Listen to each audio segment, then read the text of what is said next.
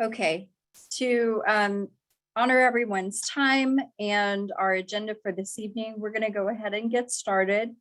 And we'll repeat throughout that this session is being recorded and will be available on our website for viewers to go back and review or check out the first time if they miss our webinar tonight. Nicole, can you go ahead and advance the slide? So we're going to do this first round from 5 to 6 in English, and then we will repeat this same information in Spanish at 6:30. All right, so again, we are recording this session and it will be published on our SRUSD website as well as linked to our social media accounts for easy access. And to ensure that our meeting is respectful of our SRUSD family's time, we will limit tonight's session to a maximum of 1 hour for English and then 1 hour for Spanish as well. We understand that questions may arise during or after the meeting, and please do not hesitate to contact us. And we'll go to the next slide. So when you have questions, here's what we're going to do. We will publish our frequently asked questions or our FAQ to our website by Monday, January 24th. And you can email questions to stakeholder@santaritaschools.org, and that link will be available in the chat as well. And you may also contact Dr. Summer Prather-Smith, our Director of Parent, Family, and Community Engagement, and we have her email here, or by phone at our district office, and she has left an after-hours number as well. And she'll make sure that your questions are included in our FAQ moving forward. Next slide. Okay, so just our agenda for tonight. You can see that we have quite a meaty agenda and lots of information. So tonight's topics are updates for masks, recommendations for staying home when sick, COVID testing and COVID vaccine clinics, protocols for when you have symptoms, a positive test, or potential exposures. Then we'll talk about some different options that we have here for short-term school-based independent study and our long-term district-offered virtual learning program. And then, of course, as we always do, we'll talk a little bit about ways that our community who are interested in coming in and being part of our SRUSD employee family might join us. Next slide. Okay, so masking recommendations. And these recommendations, it's important for you to know, these are coming from our California Department of Public Health. This is information that's shared with school districts, and we share it out with our community. And I know that it may feel like guidance changes frequently, and well, I'm not trying to make an excuse saying, well, the district doesn't change our guidance frequently. We are required to adjust our guidance per the recommendations and the requirements of the California Department of Public Health, as well as our County Department of Public Health. And so our goal is always to try to keep you informed and answer any questions that you have that we have the answer to. So current masking recommendations. Which mask will provide the best protection against COVID-19 right now, especially with the Omicron variant? A good mask right now is a fabric mask with at least 3 layers of cloth, so 3 or more cloth layers. A better mask than that would be double masking. So for example, a surgical mask with a cloth mask over it, or a fitted medical or surgical mask. And the best mask, according to CDPH and CDC guidelines right now, are an N95, a KN95, and a KF94. So the number after those letters means the percentage of particulates that it eliminates for consumption when you're breathing through those masks. Next slide. All right, now here's some information for you, because the state of California is working to make sure that districts are able to support our families and our staff with meeting those good, better, and best mask recommendations. And, you know, we've already sent out some school masks a couple of times. And now what we're going to get, and we're picking them up tomorrow, so we will work out with our site principals and get these out to our students and staff in a timely manner. So the state of California is sending to school districts through our County Office of Education a 10-day supply of KN95 masks. And for us, that will be for middle school students and for all SRUSD staff. The high school district, it would also apply for high school students. I know some of you share students with the high school district. So understanding the challenges that our families face with finding appropriate masks, we're going to work out our distribution next week so that we're able to distribute a 10-day supply of those KN95 masks for middle school students and SRUSD staff. Now you might ask, why not for elementary school students? And it has to do with the size of those types of masks and smaller faces, right? So what we're doing is we're ordering also a 10-day supply of surgical masks for our elementary students. And we'll get those distributed out, and we'll have a video a little bit later that will talk about different ways you can tie those surgical masks to help them fit better or differently on a smaller face. And we'll make sure our families have access to those 10-day supplies of masks. 10 days, meaning that you dispose of it each school day, right? And so that you're wearing it for 10 school days, one mask for 10 days. And the reason there's giving us a 10-day initial supply is so that we're able to meet the potential surge of the Omicron variant right now for the end of January and very beginning of February that they're anticipating. And then we'll also have some additional masks available at each school site while supplies last, because we know things happen to them, straps break throughout the day, things like that. So we'll make sure our students and staff have access to those. Next slide. All right, and so here we're going to talk a little bit about assuring mask fit. Now I realize I'm giving you a lot of information right now, and it's a lot of talking. And so please just be reminded that this presentation will be posted for you to go back and review. And our PowerPoint will be posted separately for those of you who would like to read it without listening to me, okay? And I understand that. All right, so assuring mask fit. All right, so first you want to choose a mask that has the nose wire, right? So you can bend it on your nose and you get that nice secure seal there at the top so that the airflow isn't coming out of the top of the mask. And you want to have that fit close to your face. And you can also look for, they're called nap fitters or braces, and that just gives a little more structure over those disposable masks or cloth masks to prevent air from leaking around the edges. You want to check that it fits snugly over your nose, mouth, and chin, right? So you have all of that covered. And check for gaps. You want to cup your hands around. Can you feel that air coming out? Make sure there's no air around your eyes or from the sides of the mask, and it has a good fit. And if you feel that warm air coming out, your hot breath, you want to just work on that fit a little bit better. So Nicole Jensen, our coordinator of Ed Technology right now, is going to hit play on this very short video, and it's going to show you one way that you can work on tying those straps on a surgical mask to give you a better fit for those smaller faces. There's a simple way to make your disposable mask fit better, which can make it more effective in protecting you against COVID-19. First, fold the mask from edge to edge. Then, make a knot in each ear loop. Push the knot as close to the edge of the mask as possible. Next, fold and tuck the extra material under the edges of the mask.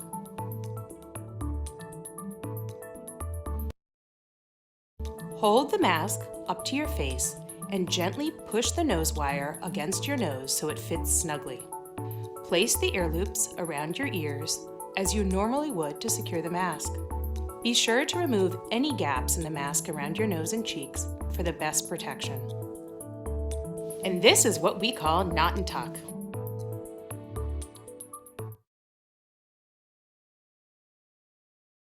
Thanks, Nicole. And again, what the state of California is sending to school districts Buenos dias. Good morning, mi gente. How are? Oh, There's a simple way to make your disposable. we'll go back to the slideshow.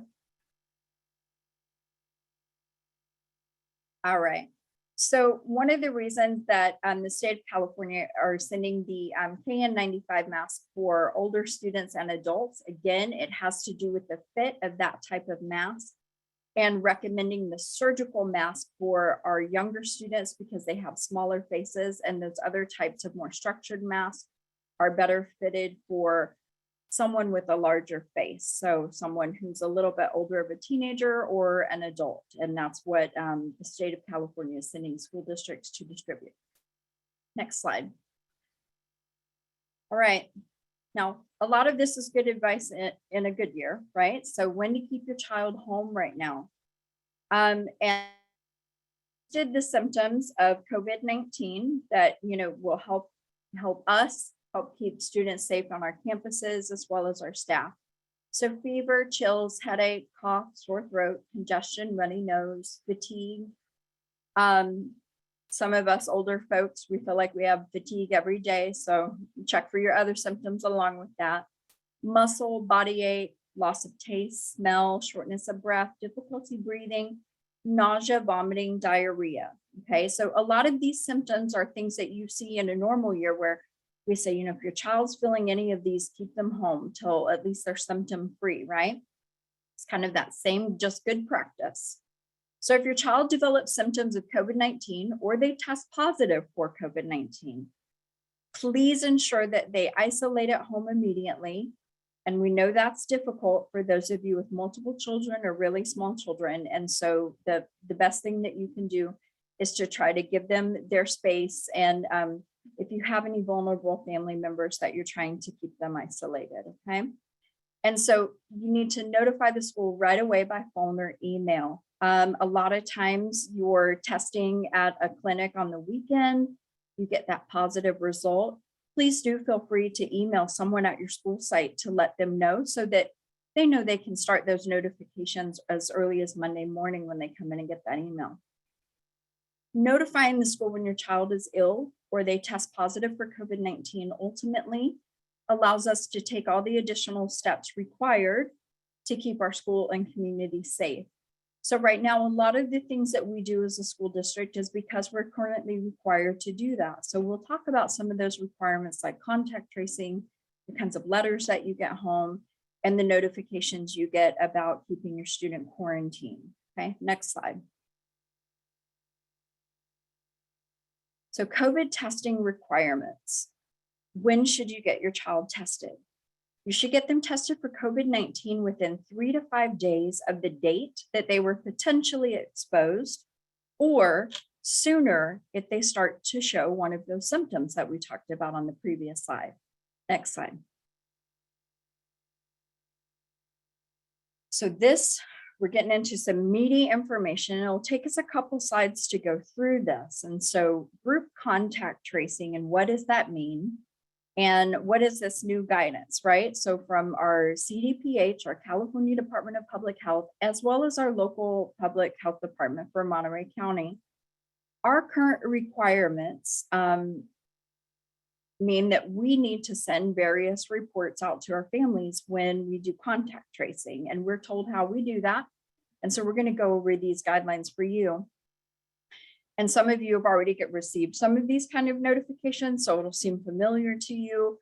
And some of you may have questions about why does that look a little different? And so we'll kind of walk through that, right? So when we receive a report that a student or a staff member has tested positive and has been on campus, contact tracing starts to take place for us.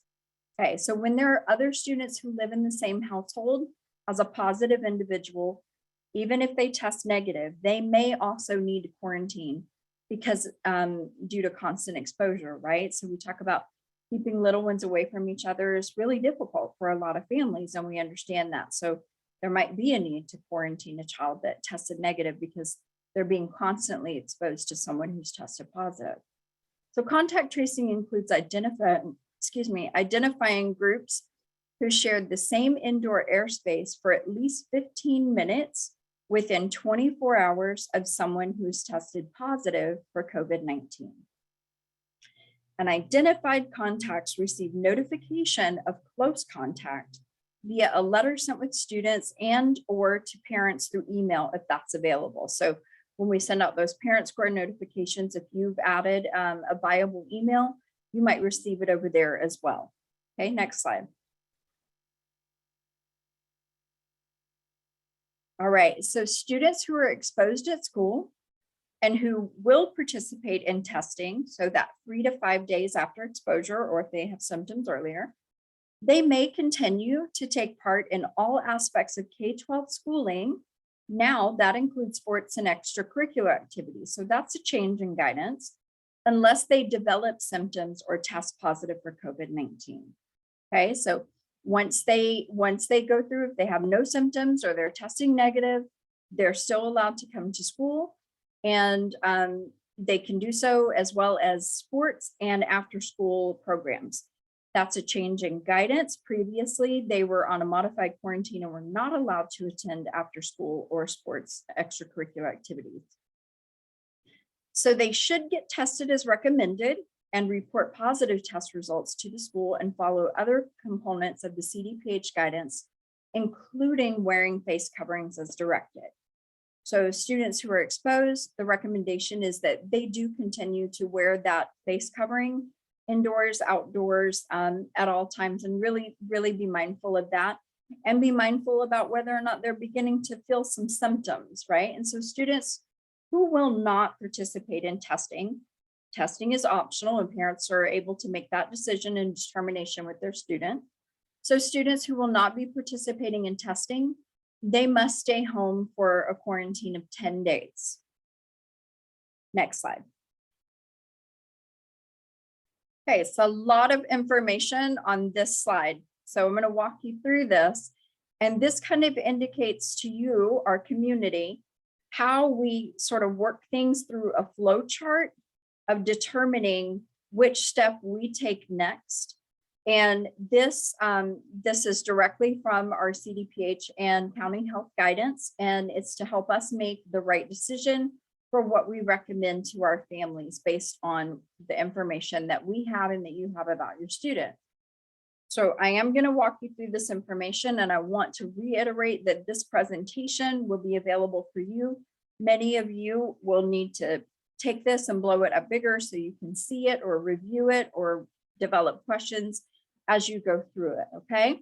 So if a student has symptoms, we have to first answer a couple of questions. So if a student has symptoms, but the student tests negative for COVID-19, they may return to school once the symptoms improve for at least 24 hours that they've had since the resolution of any of those symptoms, vomiting, diarrhea, or fever, without the use of fever-reducing medication. Examples of those would be like Tylenol, Aleve, Motrin. Okay, so you would want to monitor that, and if they've tested negative, that none of those symptoms have been present for at least 24 hours. And other symptoms have also improved for at least 24 hours, and that they have that negative test, or a healthcare provider has provided documentation of a chronic condition or an alternative diagnosis. Some of us, like me, have seasonal allergies, which occasionally gives us congestion and runny nose or headache. And so if we go to the doctor who can say, no, those aren't COVID-19, she's had a COVID test, but she does have seasonal allergies. That's what we mean there by an alternative diagnosis, or say asthma, things like that, that affects our children, right? So then we go back to the top and we say a student has symptoms and the student does not test. Okay, so those students need to isolate 10 days from the date of symptom onset, and or 10 days from the first positive test if they don't have symptoms, and they may return at least 24 hours have passed since the resolution of fever without fever-reducing medications and those other symptoms as well, and symptom improvement, and at least 10 days have passed, okay? Now, we go to a student has symptoms and they test positive. So that takes us right over into the next category. So a student tests positive and they have symptoms. So it kind of puts us there. I'll go to the top. The student tests positive with or without symptoms. Now we go down to student with no symptoms or improving symptoms test negative on or after day 5. Okay. So if the answer is no, then we're back into that second column of isolating for the 10 days. Okay. And if the answer is yes, Then we're going to isolate and then return on day 6 if the test is negative on or after day 5 and no symptoms or their symptoms are improving, and they must wear a mask indoors and outdoors for the remainder of the 10-day modified quarantine at school. Of course, except when they're eating or drinking, and then monitor symptoms until day 10. So they'll still want to monitor just to make sure that even though they're going to school and they're doing that and they've had that test, just check on those symptoms, right? So we'll go to the right side. A student is exposed and has no symptoms. So you've received that notice that a student may have been exposed to a close contact with COVID, but your student has no symptoms. So we go through our flow chart. Is the student fully vaccinated and boosted if eligible? And right now, ages 12 and up are eligible for a booster, and ages 5 to 12 are eligible for their first 2 rounds of vaccines. So you're considered fully vaccinated with the 2 right now, if you're between 5 and 12, and then ages 12 and up, they're looking for the 2 first rounds of vaccine and 1 booster. All right, I'm going to say that again. So fully vaccinated and boosted if eligible, or lab verified COVID positive in the last 90 days. So that they've had the official COVID test and it was positive within the previous 90 days, but they've recovered. They're to remain on campus with no quarantine. They should test 3 to 5 days from the last exposure. And they should continue to wear well-fitted masks indoors and during close contact activities. And if they test positive or symptoms start to develop, then they should isolate at home and contact the school, okay? So then if the student is exposed and has no symptoms and they are unvaccinated or not yet fully vaccinated, the next question we ask is, did the exposure occur at school? And were both of the people involved in that exposure wearing masks? If the answer is yes, we're going to go with that middle column, and it's going to remain on campus for a modified quarantine for 10 days. So that's, they may continue to attend class if they remain symptom-free, and they must test 3 to 5 days from exposure or weekly if multiple exposures occur. And I know some of you have gotten some of those notices where you think, wow, that's multiple exposures in one group, and that does happen. And they should self-monitor for symptoms until about day 14 and continue wearing well-fitted masks indoors and out during close contact activities. And if testing is not possible, then they must home quarantine. So if we go over to the did the exposure occur at school and we're both wearing masks, if that answer is no, then they're going to home quarantine with the 10-day quarantine followed by 4 days of self-monitoring if they remain untested. These students may test on or after day 5 and return on day 6 if the result is negative. Those exposed at home are considered continuously exposed and begin their quarantine after their positive household member completes their isolation period. So all of that information, and again, we're going to have this posted for you to review, kind of formulate those questions that you have. But we kind of wanted to share with our families this flow chart because it may indicate to you why sometimes when you notify us about something, we have follow-up questions that we need to ask.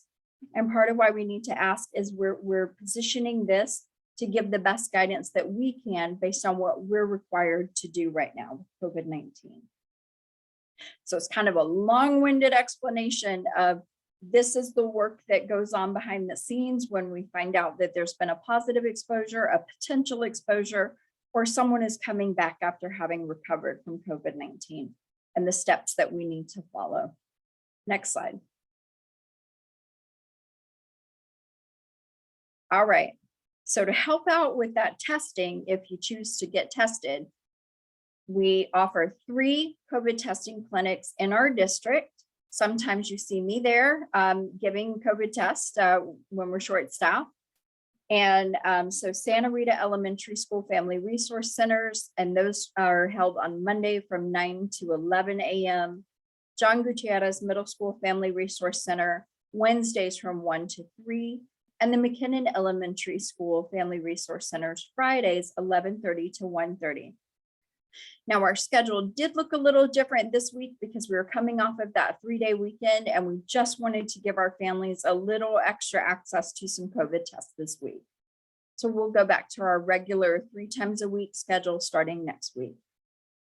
And then, as you can see, our rapid test clinics for this week, we did some extra COVID test clinics, 1 each day this week. And I know you've all gotten notification about those. Next slide. Vaccinations. So we've done a couple of vaccine clinics here in our district, just trying to get that accessible to our community as best that we can. And we also send out regular information to let our families know when there's other local agencies holding vaccine clinics, particularly for students. So all individuals age 5 and up are eligible to receive the COVID vaccine. And vaccines right now are indicated to be our best means of stopping the spread of COVID-19 in schools and community. We've got a link here, so when you go to our presentation to view it on our website, you'll be able to click on the My Turn app and find a vaccine clinic in our community. Next slide. We've also got a couple of vaccine clinics coming up again within our district. And so initial clinics, and those are good for first dose and boosters. March 15th, we're going to have that at John Gutierrez Middle School in the multipurpose room from 4 p.m. to 7 p.m. And then our follow-up clinic, which would be for second dose and boosters, will be April 5th, also at John Gutierrez Middle School multipurpose room, 4 p.m. to 7 p.m. Okay. And so we've got that information for you to be able to make an appointment at those clinics if you're interested. Next slide. All right, so please note, if your student is fully vaccinated, that's two doses and a booster if they're eligible, you are encouraged to provide a copy to the school health aide in order to be logged with their other school vaccination records, as we know that this requirement is coming up for the upcoming school year. If you already have that information and share it with the health aide, it just means we can get it in our system sooner. Next slide. Okay, so we'll talk about some of the ways we're still currently doing school in what will be the 3rd year affected by COVID-19. We remain committed to providing opportunities that allow our students to continue learning during the COVID-19 pandemic. Next slide. So in-person instruction in a safe school environment. The benefits of in-person school are much greater than the risk in almost every way. And schools are safe, stimulating, and enriching places for children. And students receive more than just academics when they're here with us. In-person instruction provides opportunities for social emotional support, physical activity, and access to support services that we have. Now, over to the right, you can see some of the things that we still do. We keep our schools clean regularly based on CDC, state, and local public health guidelines throughout COVID. So we clean our surfaces, we have hand sanitizer available to students, we have additional masks for students so that they wear one throughout the day when they can, dividers in the cafeteria so that students are still able to get that social interaction while they're having a safer lunch without their mask on, things like that, trying to keep students socially distanced and using approved disinfectants where we can, whenever we can, to keep our classrooms and our shared spaces clean and safe. Next slide. Now, another option that we have, in particular, this is really important as students are placed on different levels of quarantine, things like that, or if you need to go to take care of a family member with COVID, and so the child might be out of school for a couple of weeks to do that. Short-term independent study. I want to talk about this process a little bit. So for students quarantined due to COVID, students who complete assignments during their independent study, short term, will have their absences changed to an I, and that stands for independent study, and the days missed will not be counted in student absence percentages. They're counted as if they are here with us, and the way that they do that is by turning in the work that they've been given for their short-term independent study. I'm not going to go through this whole flow chart just for the sake of time, but I want to talk about the first initial steps for initiating an independent study request for short-term independent study.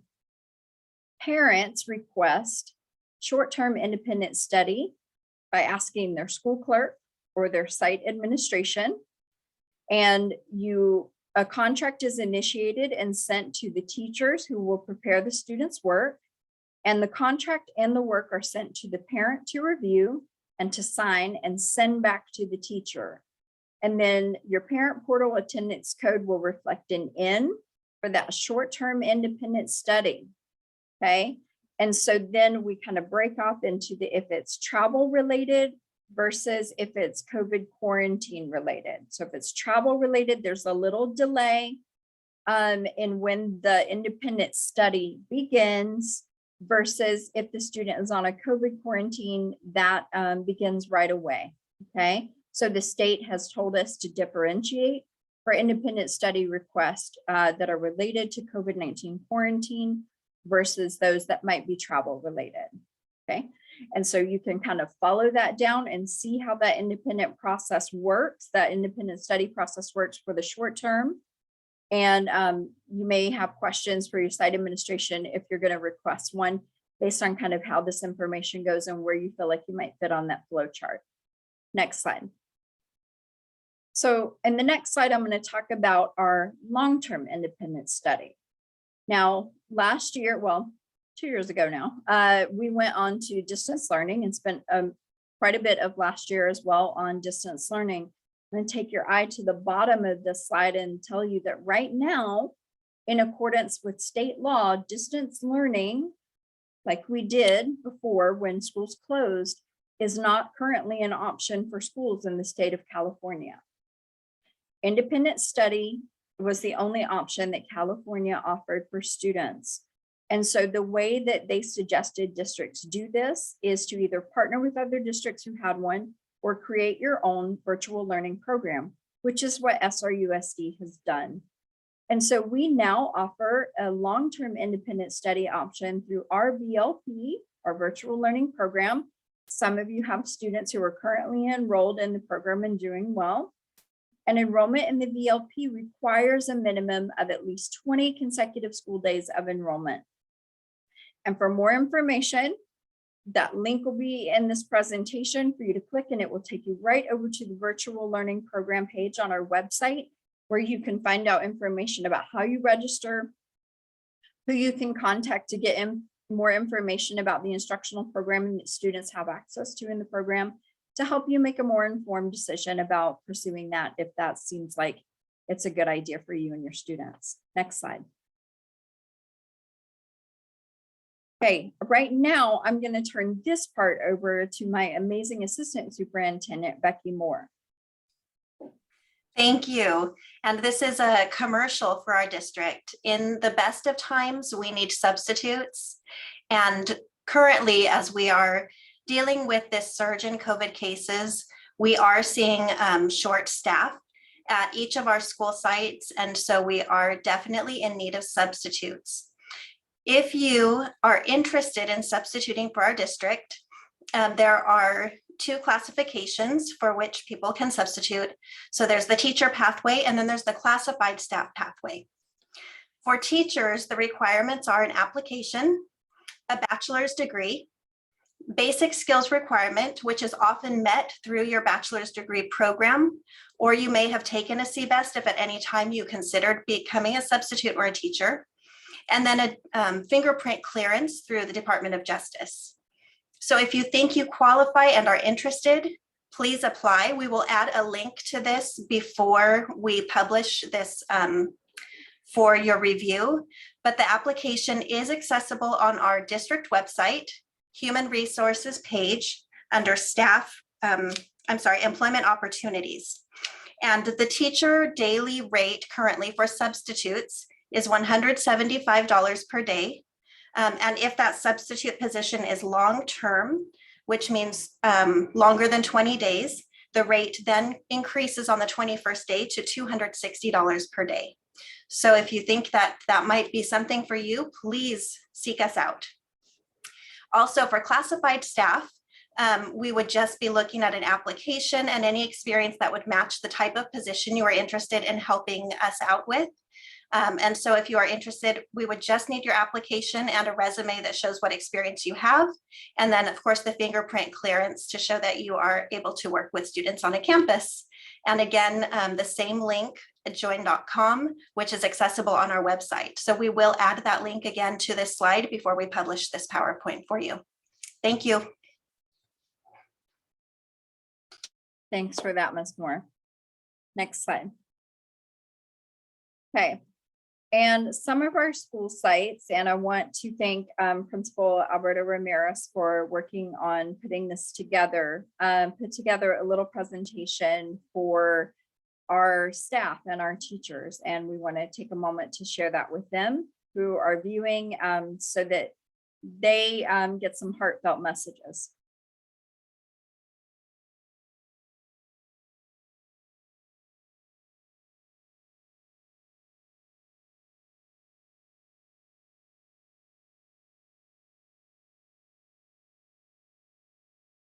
Hi, my name is Elia Garcia and I'm the coordinator for the preschool. I just want to let you know how much we love our teachers. Don't we love our teachers? Yeah!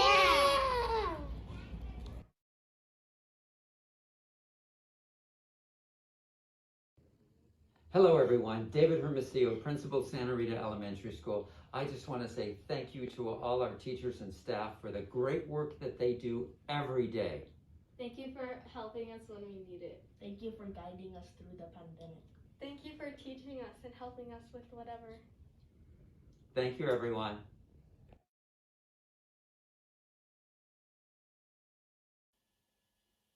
Thank you, New Republic teachers and staff. We love you. Hi, Mike Muchnick, McKinnon Elementary School. Just want to take a minute to say thank you to everyone, teachers, staff, our parents, our guardians, everyone. Thank you so much for your help in helping to keep our students safe. Everything that we do, all of our procedures and protocols, and I know they seem like they're changing every single day, we do it to make sure that everyone is as safe as possible while they're here coming to school. And it's because of those things that we're able to be here in person, which we know is best for our students. So thank you for helping out when you can, covering classes, covering shifts, supervision, everything that everyone's doing with very little notice. It's all very much appreciated, and none of it would be possible without your support.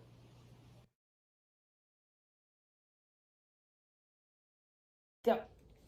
Hi everyone, this is Miss Escamilla, the principal of La Jolla Elementary. We are here with some first graders who would like to say, Thank you, everyone. thank you so much for all your hard work.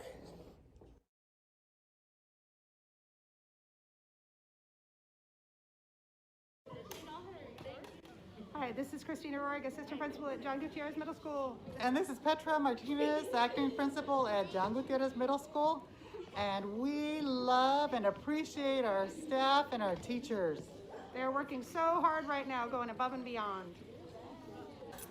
Thank you, teachers and staff. We appreciate you.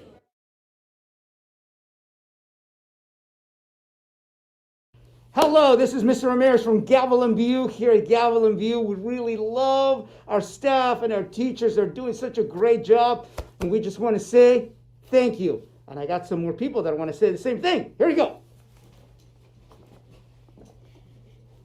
Teachers, you're the best. You rock. We love you.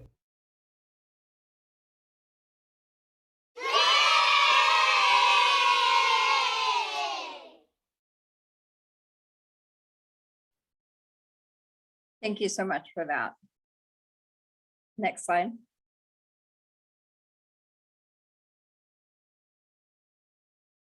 Okay, so before we wrap this up and end it, I want to thank everyone who joined us for this English session. And parents, I want you to know that we also have a big thank you to you for supporting us through this, for your ongoing patience, and for being there for our community and for our students. It's not easy right now in education, and I know it's not easy right now being a parent with students still attending schools affected by COVID in one way or another. I know you have a lot of questions. I know that COVID fatigue is real for our students, for our staff, and for you. And while we can't change that or magically make it go away, what we can do is let you know that we are grateful for your ongoing support throughout this. And we hope that in some way we're able to support you back as we work through this together. I do know that that has worked for us so far, being communicative and working on things together and sharing information when we have it, just like you share needs when you have those, and we do what we can to help you. And so again, please, after this presentation, if you rewatch it or read it without me, that's fine, and you come up with some more questions or you think about something later that you want to ask, please email stakeholder@santaritaschools.org.